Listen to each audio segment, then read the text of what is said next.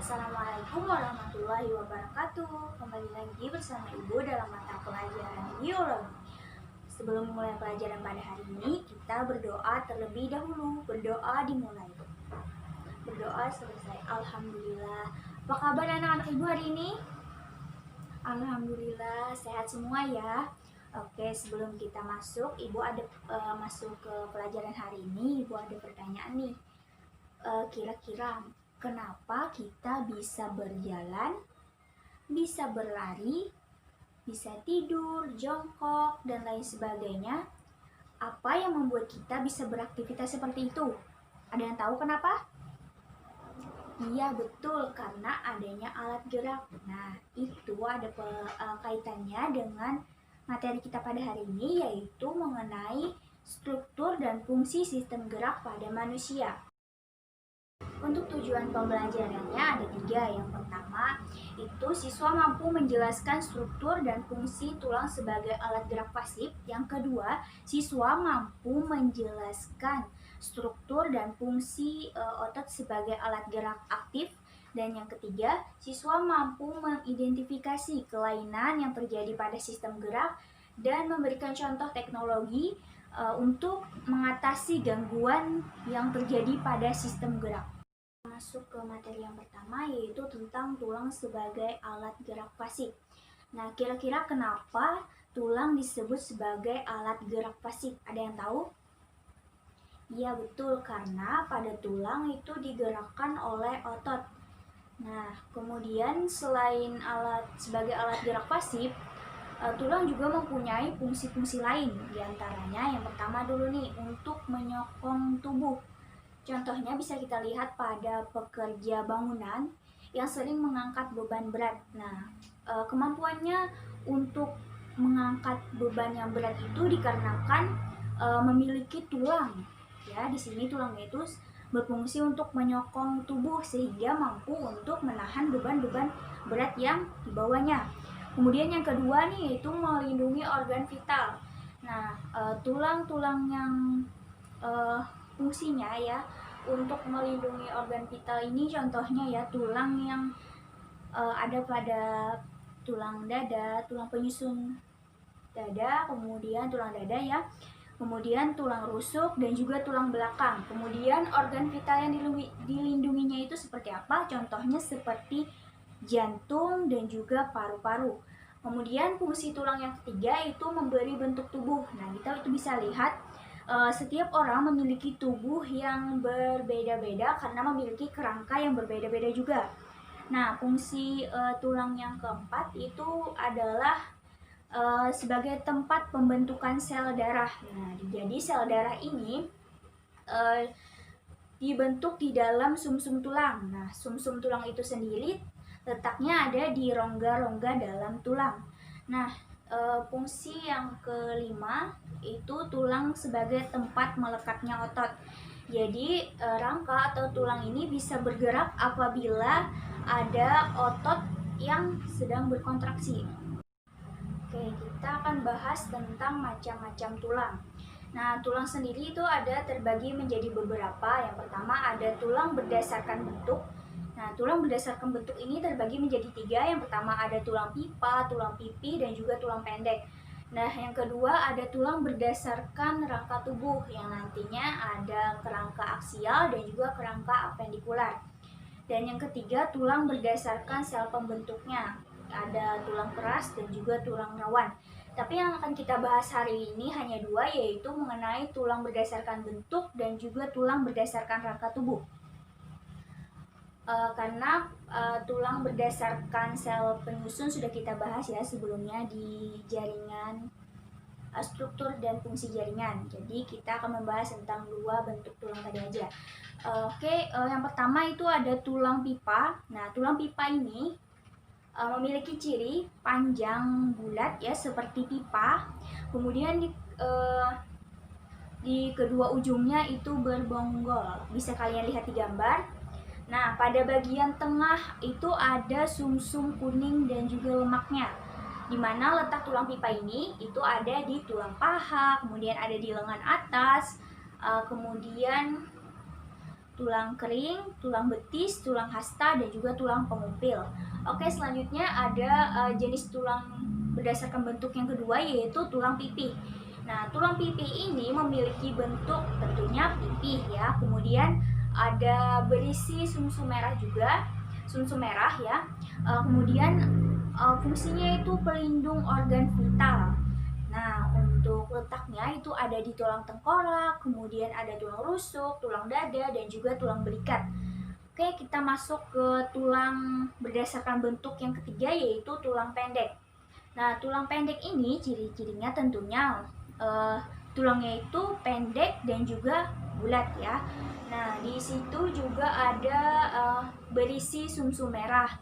Untuk letaknya itu ada pada ruas tulang belakang, kemudian pergelangan tangan dan juga kaki. Berdasarkan rangka tubuh, tulang terbagi menjadi dua. Yang pertama itu namanya tulang atau kerangka aksial, dan yang kedua namanya adalah kerangka atau tulang apendikular. Nah, kerangka aksial ini fungsinya untuk melindungi dan memelihara postur tubuh. Sedangkan kerangka apendikular itu merupakan tulang yang fungsinya untuk penggerak tubuh. Nah, kerangka aksial ini terbagi menjadi beberapa tulang. Yang pertama ada tulang tengkorak, dan yang kedua ada tulang dada, yang ketiga ada tulang rusuk, yang keempat ada tulang belakang, dan yang kelima ada tulang panggul. Sedangkan untuk tulang apendikular atau kerangkanya itu terdiri dari tulang atas, tulang anggota gerak atas, dan yang kedua tulang anggota gerak bawah. Kita masuk ke tulang tengkorak. Nah, tulang tengkorak ini fungsinya untuk membentuk kepala manusia serta melindungi organ dalam seperti otak dan juga mata. Nah, untuk tulang tengkorak ini bisa kalian lihat di gambar, itu memiliki beberapa macam jenis tulang-tulang lagi ya di dalamnya. Contohnya ada tulang ubun-ubun, kemudian ada tulang dahi, tulang pelipis, tulang kepala belakang, kemudian rahang atas, tulang pelipis, rahang bawah, dan lain sebagainya. Oke, kita masuk ke tulang yang kedua, yaitu tulang dada dan juga tulang rusuk. Nah, tulang dada dan tulang rusuk ini memiliki fungsi untuk melindungi organ seperti jantung dan juga paru-paru. Nah, tulang dada itu bisa kalian lihat di gambar, ada pembagiannya. Yang pertama ada tulang hulu, kemudian ada badan, dan juga tajuk pedang. Bisa kalian lihat di gambar mengenai petunjuk bagian mana yang disebut dengan hulu, badan, dan juga tajuk pedang. Oke, selanjutnya tulang rusuk ya. Nah, bisa kalian lihat di gambar. Tulang rusuk itu ada 3 jenis. Yang pertama ada tulang rusuk sejati, tulang rusuk palsu, dan juga tulang rusuk melayang. Kemudian selanjutnya itu ada tulang belakang. Nah, tulang belakang ini fungsinya untuk menopang bagian tubuh lainnya. Nah, di tulang belakang itu bisa kalian lihat di gambar ya, ada pembagian tulang-tulangnya lagi. Ada tulang leher, tulang punggung, kemudian tulang pinggang, tulang kelangkang, dan juga tulang ekor. Nah, dan yang selanjutnya itu adalah tulang gelang panggul atau tulang panggul. Tulang ini, maksudnya tulang ini berfungsi untuk menghubungkan antara kaki dengan kerangka aksial. Nah, pada tulang panggul ini ada 3 jenis, yaitu tulang usus, kemudian tulang duduk, serta tulang kemaluan. Nah, selanjutnya adalah kita masuk ke kerangka apendikular. Jadi kan terbagi 2 ya. Yang pertama tulang anggota atas dulu nih kita bahas. Bisa kalian lihat di gambar apa aja anggota gerak atas. Nah, ya di situ ada kelihatan kan tulang lengan atas, kemudian tulang pengumpil, tulang hasta, tulang gelang bahu, tulang belikat, pergelangan tangan, telapak tangan, dan juga jari-jari. Itu masuk anggota gerak atas.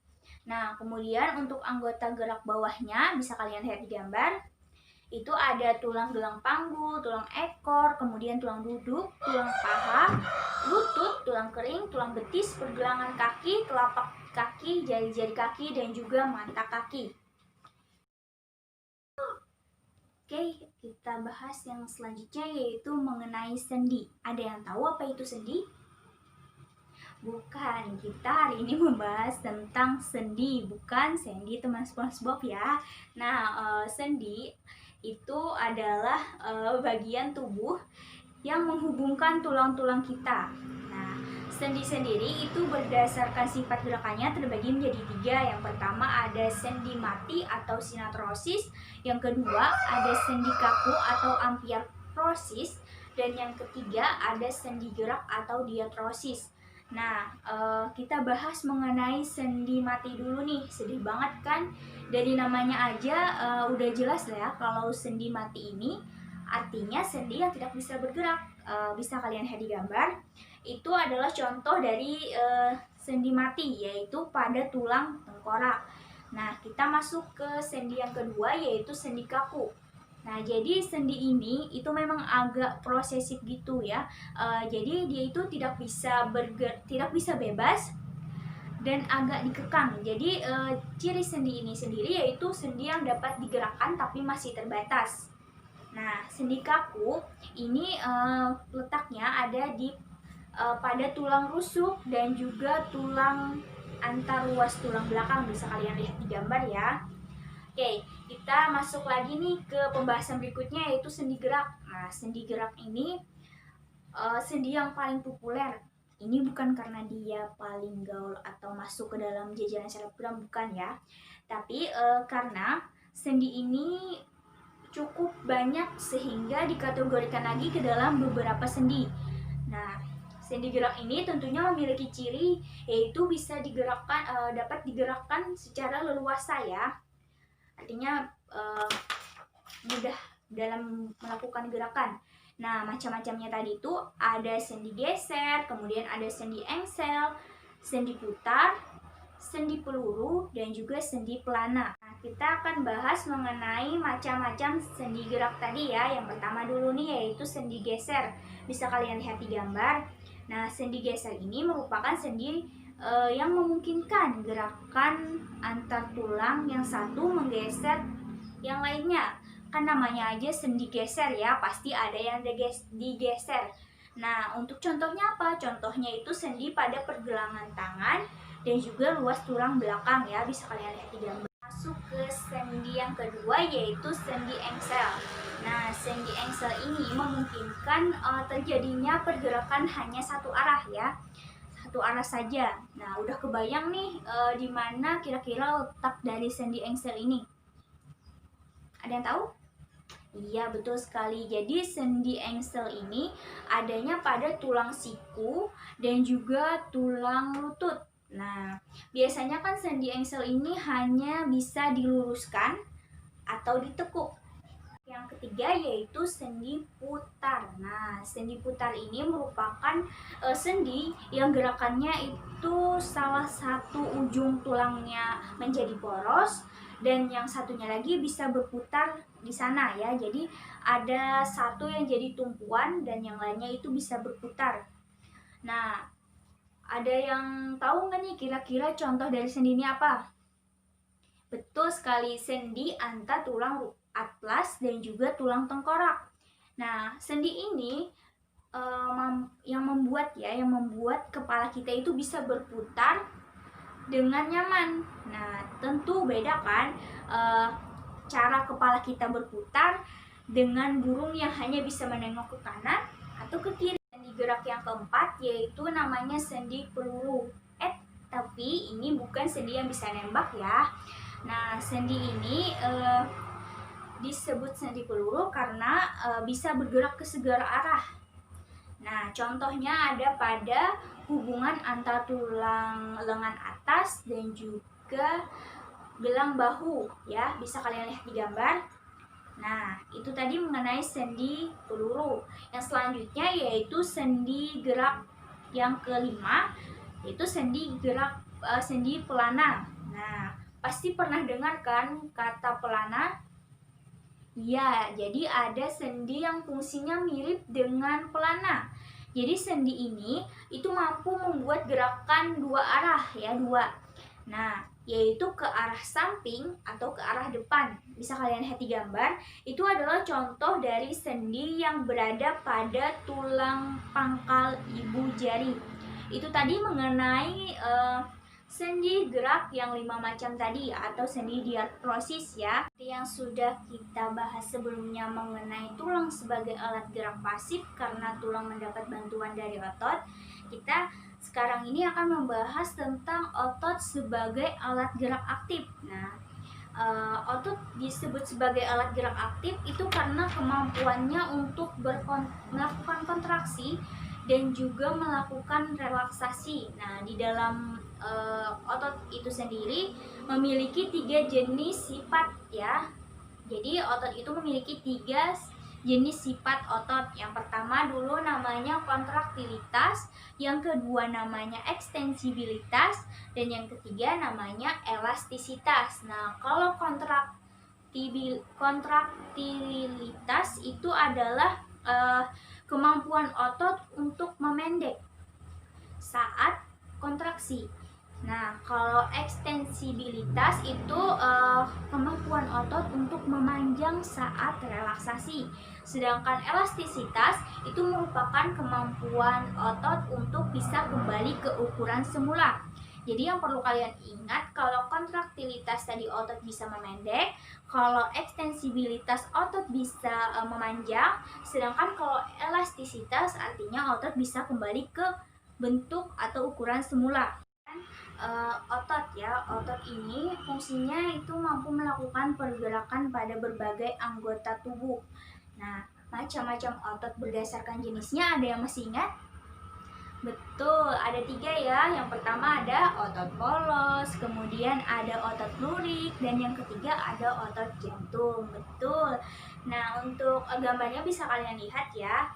Tapi kita hari ini tidak membahas mengenai 3 jenis otot ini karena kita sudah bahas di pertemuan sebelumnya yang ada pada struktur dan fungsi jaringan hewan. Ada kan sudah membahas tentang macam-macam jenis otot beserta ciri-cirinya.